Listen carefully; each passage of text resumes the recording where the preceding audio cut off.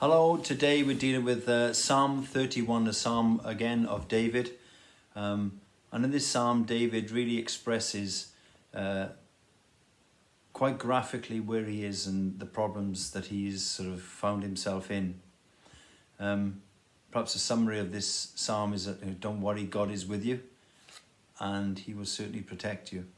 Let me read you also the sort of opening verse to this psalm, which again perhaps summarizes what the psalm is about. He says, right at the beginning of a 24-verse psalm, he says, I trust you, Lord, to be my hiding place. Don't let me down.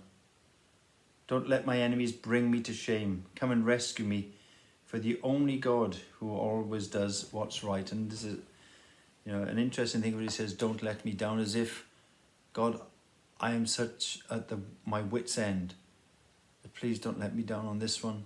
Even though, he knows God extremely well, even though he knows what God has done for him in his life, he still feels at his wit's end, and he says, God, I am so desperate.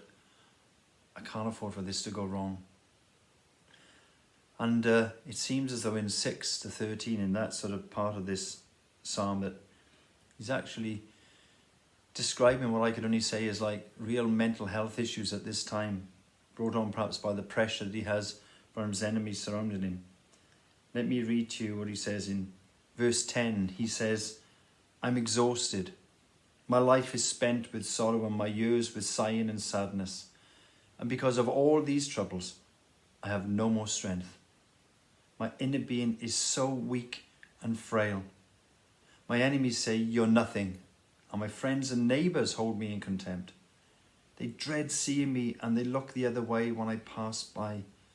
And in 12 he says, I'm totally forgotten, buried away like a dead man, discarded like a broken dish, thrown in the trash. 13, I've overheard their whispered threats, the slander of my enemies. I'm terrified as they plot and scheme to take my life. 14, I'm desperate, Lord. I throw myself upon you, for you alone are my God. This is a real cry of an absolute desperate man who feels as if life possibly could come to an end. He is that mixed up mentally. And I think that this is, if you look at the end of this, when you come to verses 21 and 22, right at the end he says, the name of the Lord is blessed and lifted high, for his marvelous miracle of mercy protected me when I was overwhelmed by my enemies. I spoke hastily when I said the Lord has deserted me. He obviously felt as though he just couldn't get through to God. For in truth, he says, you did hear my prayer and you came to rescue me. And then he goes on to speak to others, and like speaking to ourselves in that way. He says, listen to me, all you godly ones. Love the Lord with passion. The Lord protects and he preserves all those who are loyal to him. But he pays back in full, he says, all those reject him with their pride. In other words, if you're too proud to come and talk to God about this, you'll suffer the consequences.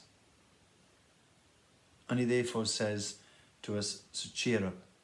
Take courage, all you who love him. Wait for him to break through. For you, all who trust in him. I'll read that again because I got it wrong. So cheer up. Take courage, all of you who love him. Wait for him to break through for you, all who trust in him. I think for me, the summary of this psalm is that David could have done, with the wealth he had, for the position he had, he could have probably bought in all different ways of trying to cope with the problems that he had. But he realized through his experience with God that it's a waste of time. You won't get solace in that. The only way that you're going to get out of these problems is to come back to God and spend time in his presence. Have a good day.